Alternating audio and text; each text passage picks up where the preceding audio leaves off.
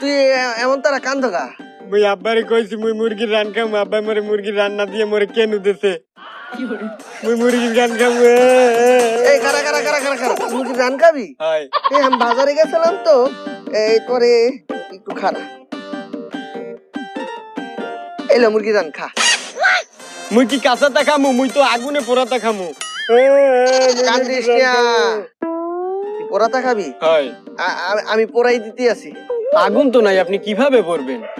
ওরে বেড়া, যেই গরম পড়ছে আগুনের কোনো দরকার আছে? এই গরমই তো একটা আগুন। দেখ কি করি।